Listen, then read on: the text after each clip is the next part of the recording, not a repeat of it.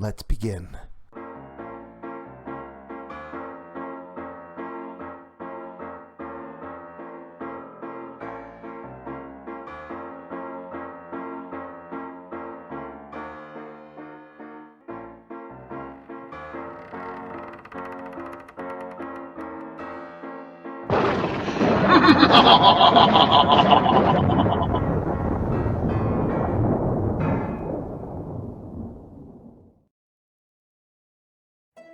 Hey there, scary story fanatics! Welcome back to Cleaving Thought from Bone with your host, Sociopathic.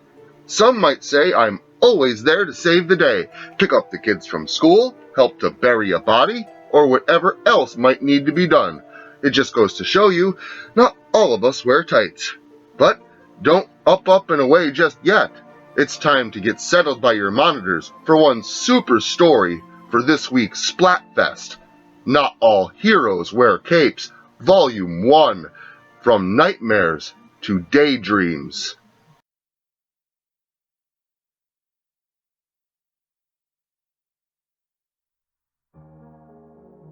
It all started with a trembling in my fingertips, then a burning, followed by my skin flaking away. My flesh slipped off my knuckles as the flesh-toned hue of my skin chipped away to reveal decay beneath. It was as if my hand had suddenly fallen into the later stages of gangrene. My fingers were black, and they gave off a putrid odor as they were rotting away from my bones, but they weren't. I felt no pain, no numbness, nothing that you would expect to come with a rotting hand. No, instead, everything felt normal, and I retained all movement in every digit as if nothing was wrong. But I could clearly see that something was very, very wrong. I stood there, horrified, staring at myself in the mirror, locked in the bathroom. I could feel my shirt soaking up my sweat as I was freaking out, holding my deformed hand between the mirror and myself. "Hey, honey, are you okay in there? You didn't look so good at dinner," my wife, Jennifer, asked as she knocked on the door. Yeah," I said, as I gulped back the fear in my throat and swallowed it down into my stomach. I'll be out in a minute, baby," I answered, as calmly and normally as I could. "Good night, Daddy," I heard my daughter say through the door. "Night-night, honey bun. Love you," I told her, still choking back my fear. "Love you too, Daddy. Good night," she said, before I then heard her feet run off down the hallway. "I gotta get her to bed. Then maybe we can watch a movie or something? Sound good?" Jennifer said. Hey, baby," I said to my wife. "I'm not feeling too hot. I'm kind of tired. I think I'm gonna hit the sack." I came up with an excuse. "Oh, okay, honey. I'm sorry you don't feel good. Is there anything I can do for you?" she asked. No, I'm all right," I lied. Inside, I wanted to break down and let her know how terrified I was, but I didn't want to freak her out, and I didn't know what to do. So I hid, at least for the time being. I tucked my hand under my shirt and walked out of the bathroom, acting as if I was scratching my chest beneath my shirt. "I'm just gonna head to bed, baby. I want to lay down. Love you," I continued, before heading off to bed. But first, I would make a stop by the upstairs closet to grab a pair of old work gloves to make it easier to hide my hand. I donned the gloves and laid down on my stomach, slipping my hands beneath the pillow to hide them. I didn't sleep for a long time. My wife came in and laid down beside me, but I just pretended to be asleep until eventually I was. I didn't know why this was happening to me. I didn't even know what this was. Not until a few days later, that is. It was getting dark out and I was on my way home from work. Luckily, I had a job at a recycling plant where we would break down old electronics. Work that required me to wear gloves. Anyway, I was on my way home from work, where I had put in some overtime so maybe I could afford to see a doctor about this, when I came across a couple of muggers. One of them looked like he had come from an 80s punk band. Shaved head, studded leather jacket, ripped up jeans. The other was pretty brutish. Big guy with tattoos on his face, a teardrop beneath his eye, and some weird kind of symbol around the opposite eye, along with tribal tats going down his neck and disappearing beneath his gray shirt. "Hey man, that's a pretty nice watch you have," the small punk guy said. "Yeah, why don't you let us have a closer look at it?" The bigger man said, his voice much deeper than the punk's. Sorry guys. I'm just on my way home from work. You have a good night," I replied to them, trying to make my way past them, but I already knew what was happening. "We ain't asking, buddy." The punk guy spoke again, while flipping open a knife that he had retrieved from his pocket. "I don't have any money, guys, and this watch isn't worth much of anything. Can I please just go?" I said, scared for my life. There was no way I was getting out of this. The next thing I knew, I was curled over in pain, having the wind knocked out of me when the big guy delivered a punch to my stomach. This was followed by me being pushed to the ground and beaten with a series of kicks to my torso from front to back. I curled up in the fetal position and prayed that everything would be all right. The bigger man reached into my pocket and retrieved my empty wallet before tossing it back down on me. Then, the punk asshole reached down and pulled the watch off my wrist. But in doing so, he pulled my glove down along with it. "What the fuck?" I heard the small guy scream in confusion. I looked up to see him stab himself repeatedly in the neck, blood gushing out of each wound as he made them. His screams of pain and terror became gurgled and hushed, his eyes went blank, and his body fell to the ground. But for several seconds, after what I was sure he was dead, his hand was still spasming, stabbing him in the neck, until it finally stopped. What did you do to him? What the hell did you do to him?" The big guy panicked, not knowing what to do. He quickly turned tail and ran away in fear, leaving me sitting there in pain and in awe. Did I just do that? Was that me? I asked myself, looking down at my ebon hand and down at the destruction that it had caused. Suddenly, the fear that I once felt turned into a kind of wonder. My mind raced at the things that I could do with this. I could get my family out of debt. I could get revenge on my enemies. I could change my life for the better. Then I stopped and really thought about it. My touch caused a man to violently kill himself. I couldn't do that to people. I wasn't a criminal. I wasn't a murderer. I couldn't be greedy and use this for selfish purposes. My every want and my every need begged me to use it to change my life. But that wouldn't be right. Instead, I chose another path. I chose to use my newfound abilities to help people. It was a horrific gift, but it was a gift I could not squander. Over the next few weeks, I did as much research as I could, talking to people on the streets, looking through newspapers, and watching the news every day, always looking for a lead on what to do next. The first guy I came across was a dirtbag that beat his wife. He was a repeat offender of domestic abuse cases, and he never learned his lesson. I watched him break his arm, snap the bone away at the wrist, causing it to rip through the flesh, where he then used the broken bone to shred his own face. I found another guy who was a con man, a sneaky little weasel of a guy that would con his mother out of her last cent. The scumbag had no morals, no honor. He took advantage of everyone and anyone he could. He didn't care if they were sick and dying. He didn't care if they had to pay bills. he just wanted their money, and he tricked them out of it any way that he could. He choked to death, after shoving rolls of coins down his throat until it bulged out and bled. I picked off a few more muggers. One shot himself in the face until they were out of ammo. Another walked right into the nearby river and never came back up. I eventually found myself purposefully putting myself in dangerous situations in order to clean up the garbage from the streets.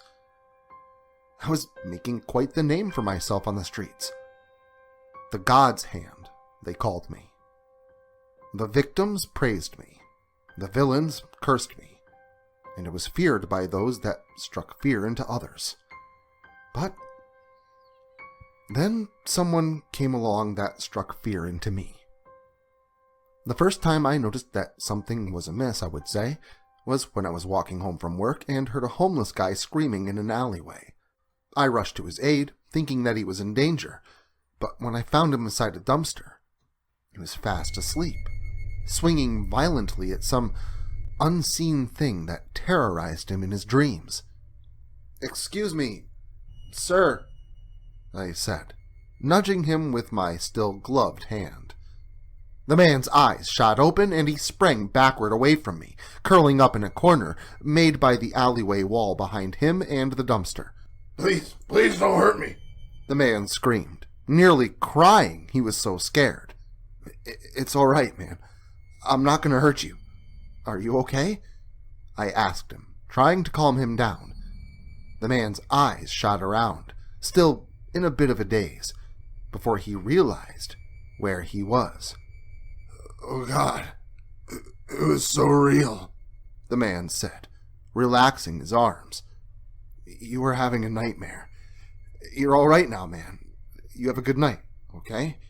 I told him, and turned to leave him to his business. But he gripped my arm and pulled me backward toward him. "No!" he yelled at me. "Don't let her come back. Please, don't let her come back," he begged me. "Don't worry, man. It was just a bad dream. You'll be all right," I told him. "No, you don't understand," the man said, but his voice was drowned out by the sound of police sirens squealing around the corner and coming to rest at the opposite side of the road, across from the alley we were in.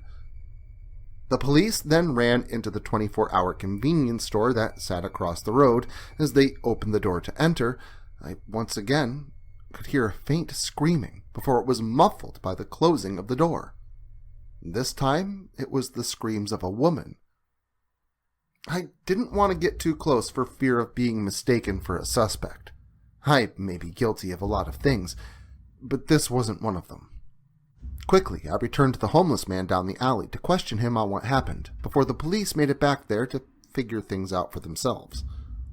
The guy told me that a young woman came out of the convenience store with a plastic grocery bag full of cash, but when she saw the poor old man, she made a line straight for him and put her hand on his forehead. The next thing he knew, he was being chased through a forest by dead people that he had killed in the Vietnam War, decades prior. People with their arms blown off and holes in their bodies through which bullets had passed. The reanimated corpses of children burnt by napalm, and the rotting remains of people torn apart by shrapnel. He was absolutely terrified, and I don't blame him. Somehow, it was as if this woman had thrown the vagrant into a self-created nightmare world because he had witnessed her crime, and the sound of the terrified screams of a woman from within the store further stood to verify my suspicions.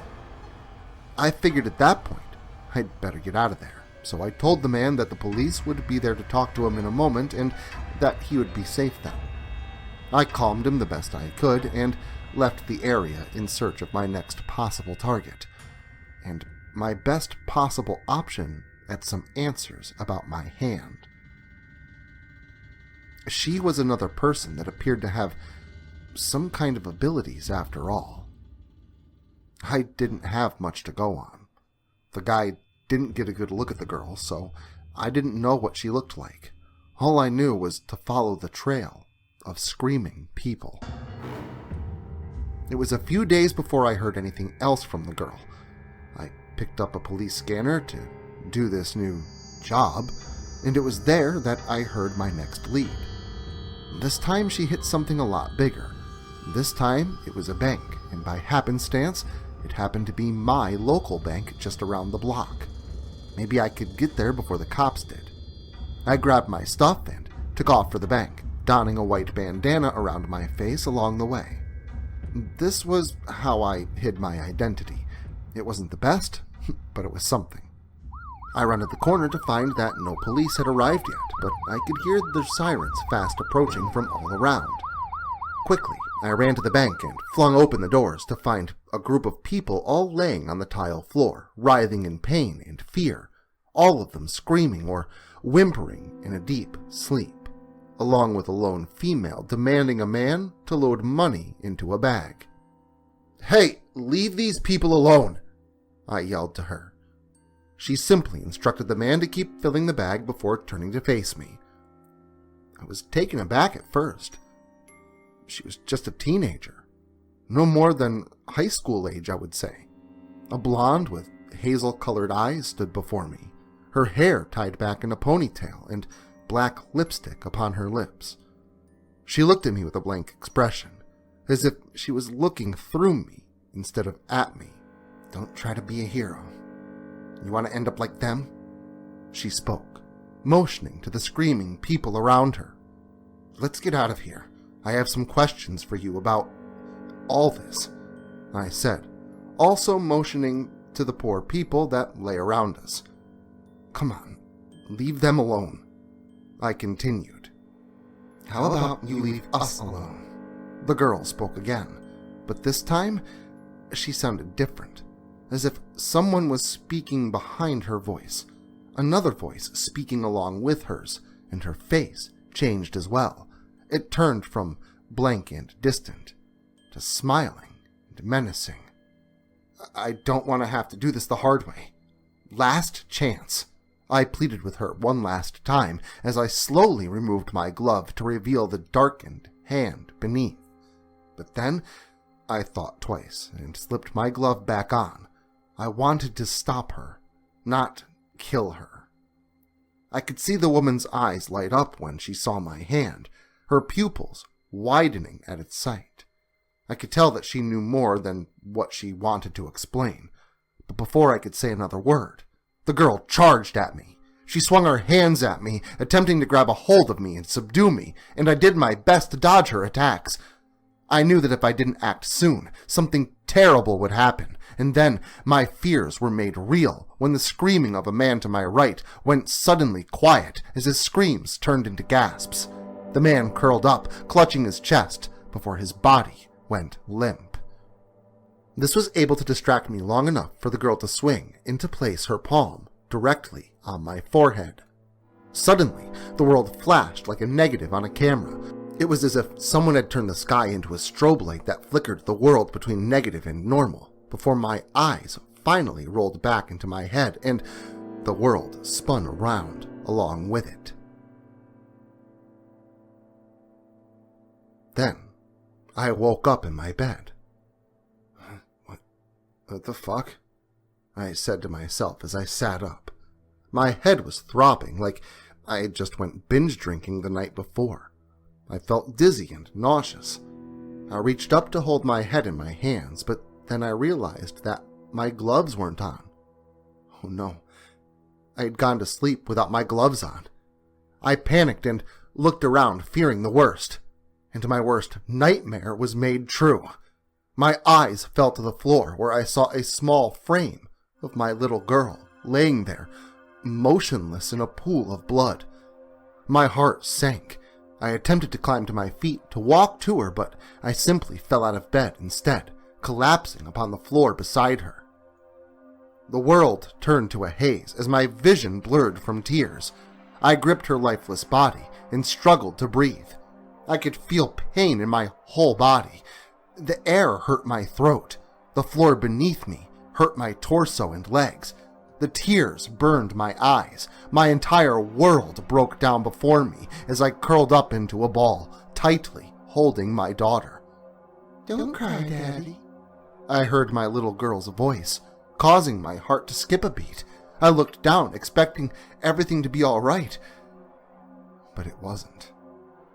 I peered down to see the skin upon my daughter's face begin to split down the middle, tearing to reveal the bloody skull and muscle beneath, before that too ripped open, the muscle splitting and the bone cracking to reveal a swarm of maggots and insects within, all squirming and swirling about within her head.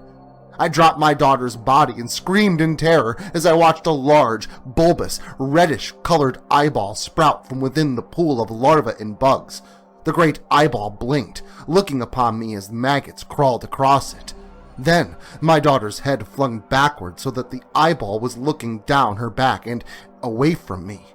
I watched as her throat split open, just as her face had done before, but now, inside her esophagus, was what appeared to be a mouth. Rows upon rows of teeth moved down my girl's throat, splitting open to form a gaping, bloody maw. The thing within my daughter's corpse then haunched over and scurried up the wall like a spider, scaling it on all fours, before then pouncing on me. The thing screeched at me as it clawed and chomped its salivating jaws. I struggled and screamed. My hand did nothing. My ability was not working. I was helpless. I desperately fought the beast and feared that all was lost when suddenly my ceiling ripped open to reveal skylights above me. The light of the sun illuminated the darkness around me, and suddenly the walls stretched out and changed to an off-white color. Then the thing was gone, and I was in the bank once again. I looked around in panic and was ready to fight the first threat. "You better get out of here," a muffled voice of a man said. "Huh? What?" I said, still in a daze. "You better get out of here. The police are coming." The man spoke again. It was at that moment that I realized that the bank teller was trying to help me. I got up as quickly as I could and made my way for the door before turning back to the bank teller. "Hey, thanks," I told him. "No, thank you. If you hadn't shown up, I don't know what would have happened," the man began. "And don't worry, I didn't look under your mask," he finished. "Well, thanks for that," I said, before turning to make my escape. All those things I saw, the creature in the guise of my daughter, it was all in my head, and it all happened in a matter of seconds. I couldn't imagine the terrors that the other people went through. They were exposed to the nightmare for longer than I was. I heard about the robbery on the news. The media had already taken to calling the girl the Nightmare, and I have to admit, the name fit. The news went on to have various victims come on there and explain their dreams, in TV-appropriate detail, that is. But nothing about these terrors were TV-appropriate. They were horrifying, each of them different, each of them delving into a fear held by each individual victim, and unfortunately, one man was not there to tell his story. This woman was now more than a bank robber. She was a murderer. The news assumed it was some kind of chemical weapon, but I knew better. This wasn't something that was synthesized in some laboratory. This was something darker, something more primal. That was the most terrifying thing I had ever experienced, and I didn't want it to become a reality. I also knew that I couldn't hide this forever, and that if it were to ever come out, my family would see me differently. Maybe even they would hate me, think I'm a murderer. Then on the other side, if I let this woman go, she would hurt more innocent people. I definitely couldn't let that happen. I wouldn't ever be able to forgive myself. So I made the decision to lie to my wife. Tell her I was offered a bonus on my pay to go and train people at a new plant that was opening at the other end of the city. I told her I'd be staying in a hotel room for a little while to avoid the long commute. There was a new plant opening up, but I wasn't offered a job anywhere near it. I would still be working at my regular job, doing a little overtime to cover myself while I slept in my car for a while, just so I could figure out what my next step would be. I knew one thing for sure, though. I knew one thing for sure, though. I vowed to only use my abilities if I absolutely had to. I had a lot to be responsible for. It was a few days of working all day and hunting most of the night and sleeping in my car before I caught a lead. This one guy I had roughed up a bit finally cracked and told me what I needed to know. He told me that the crazy nightmare girl was seen a few times down by the south end of the docks, and I went easy on him, knocked him out, and made an anonymous call to the cops to let them know where the punk would be, and then off to the docks. It was nearing sundown by the time I had made it to the south end of the shipping area. There wasn't much around the south side of the docks, just a few abandoned warehouses and some garbage littering the street. Then my eye caught some movement. I watched as a pair of shadows ducked into a door before closing it shut behind them. I quickly found a roof access ladder and climbed up to see if I could see or hear anything through the broken windows up top. And luckily for me, the empty warehouse amplified any sounds within quite a bit. "You got what I asked of you?" The Sniffling Man's voice asked from below me. "Yeah, I got it. I ran into some problems, but don't worry, I'll get the rest of it." The girl said. "Excuses, excuses." A deeper man's voice spoke. "No, really, I'll get it. You tell him I'll have the rest by the end of the week." The girl spoke again. "Nah, we'll tell him that you'll have it by the end of tomorrow," the Sniveling Man replied smugly. "Come on, guys. I can't just do my thing whenever I want to. It takes a lot out of me. I need some time to recuperate," the Nightmare Girl pleaded with them. "So, you want us to tell him that you need more time? That you can't do your job? He ain't gonna like that." The Sniveling Man spoke again. No, I'll get it," the girl said, before turning to walk away. It was at that time my weight shifted, causing the metal beneath me to let out a loud creak. "Who's there?" a thuggish man with a deeper voice yelled. I tried to hide, but it was no use. The Nightmare Girl was staring right at me. So I did the only thing I could do. I ran for the ladder and slid down it to enter the building, where I was instantly met with a blow to the gut, delivered by a very large man in a suit. This was followed by a kick to my face from the smaller guy, a wiry, bald guy, also in a suit. The kick to the face caused me to drop to the floor, bleeding heavily from my mouth. The once white bandana that I wore was now drenched in a crimson hue. "Please, give yourselves up. I don't want to hurt you," I said through broken teeth. This brought an echoing of laughter from the two men who began a series of kicks to my midsection. As they were beating me, I managed to remove my glove and reach out and grab the larger man's ankle. He immediately stiffened up and fell to his hands and knees before repeatedly bashing his own face into the cement floor of the warehouse, crushing his face into a bloody and broken mess. The other man, freaked out by the sight of his buddy decimating his own skull, remained frozen in place, allowing me to reach out and do the same to him, grabbing his ankle and making contact with his skin. Then I watched the look in his eyes change, like someone had flicked a switch in his brain, before the man walked over to a nearby broken window and leaned down, gouging his own neck open on the broken glass, sawing his head back and forth to make sure that his throat was duly cut.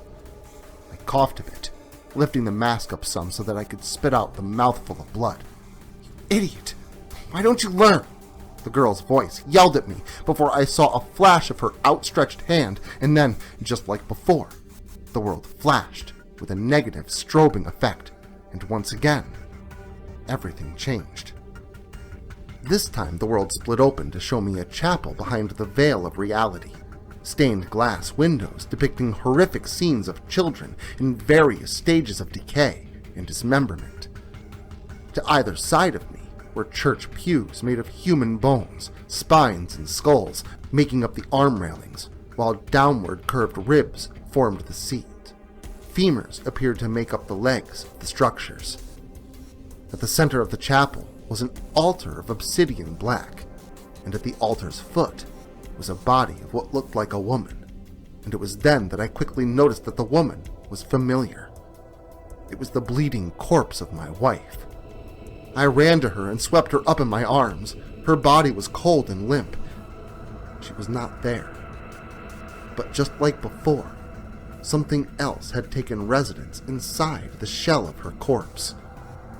I was almost relieved when I saw her open her beautiful eyes and look at me, but I was quickly horrified when those gorgeous eyes then forced their way out of her skull with a sickening, slick, popping sound, before both of them fell to the floor with rotting tendrils of bloody flesh trailing behind them to fall into a gory mass upon the floor.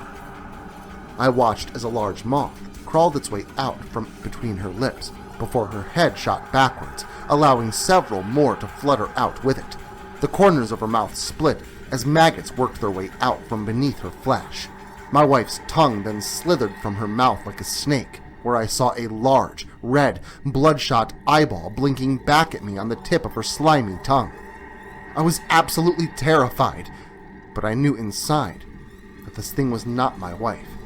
It was an abomination created by my worst fears. Quickly, before the thing could attack me, I reached up and grabbed it by its slithering tongue and yanked it backward, pulling the thing toward me. My powers were useless in this nightmare, so I had to come up with some other method of dispatching this foe. Without any other options coming to mind, I grasped the thing about its mimicking jaws with both hands and forcefully ripped outward, tearing the thing's jaw apart even further and ripping its bottom jaw completely off its rancid skull. The thing screeched in pain as it began to gush the blood that was so thick and dark it was almost black. Then everything changed once more. The creature poofed into a cloud of black mist, and the walls around me collapsed into the floor to reveal a sky of swirling reds, purples, and blues over a black void beyond. Then the walls folded back upward to form a new room, bending upward like some kind of sick, reality-twisting pop-up book. I suddenly found myself in a small room with no windows. The walls were cold and gray, but appeared to pulsate with a sickening, fungus-like rot. It smelled awful, like old, wet socks and dried blood, and it took everything I had to keep from gagging and retching. I watched as a shadow formed on the wall. The shadow started out small, then it grew to encompass nearly half the room. And then it was suddenly upon me, a creature cackling at me with a twisted voice. It appeared to be made of the same twisting and swirling mass of colors and darkness that existed beyond the walls of the room. I fought the thing with all my might, and as I did so, I could literally feel the aura of everything begin to shift, as the thing realized I was not afraid. The oppressing feeling that had haunted me since I fell into this dream slowly slipped away into a calm, and then fear began to fill the monster's eyes. Without even thinking about it, I reached out and placed my left hand, my dark hand, upon the beast's throat, and I watched as its pupils, or what I assumed to be its pupils, shrank into a pinpoint before the thing stopped its advance and stepped backward. The world suddenly began to shake as the floor fell out around me, revealing an empty void beneath. The walls collapsed to show the swirling darkness beyond, and I watched as rays of brilliant light began to poke through the darkness, and then it began to rip through. With a thunderous roar, I was ripped out of the dream world and brought back into my body, where I held a panicking young girl in my arms. I then looked down to see that the girl was using her fingernails to rip out the flesh of her own wrists, and then her wrists were bleeding profusely as she had a look of fear in her eyes. I did what I could to stop the bleeding, but the girl was already starting to lose color, and I knew that there wasn't much that could be done now. I'm sorry, the girl spoke. Me too, I said quietly in return. I had to. He made me, she gasped. Who made you? I asked, wondering who could have the power to make someone like her do anything. But before she could answer, her body fell limp in my arms and her breathing came to a stop. I didn't really have any more answers than when I started with, and I was left feeling like I'd failed. Not just because I didn't get answers, but because I didn't want things to go down that way. I didn't want things to go down like any of this. So after I contacted the authorities and told them where they could find the girl, I decided to quit with all the secrecy. I didn't want anyone I cared about to get hurt. Not because of anyone that I might go up against, and not because of me. I went home to tell my wife the truth, for better or for worse. I sat her down and began. Baby, I have something to tell you. Okay, so just because you're good doesn't mean there can't be a decapitation or two. Cleaning up the planet, one unsuspecting victim at a time. But don't make like a speeding bullet just yet. Make sure to drop by again next weekend for some more gore galore. And until then, make sure to like, share, subscribe, and turn on notifications so I can catch you all again next Saturday.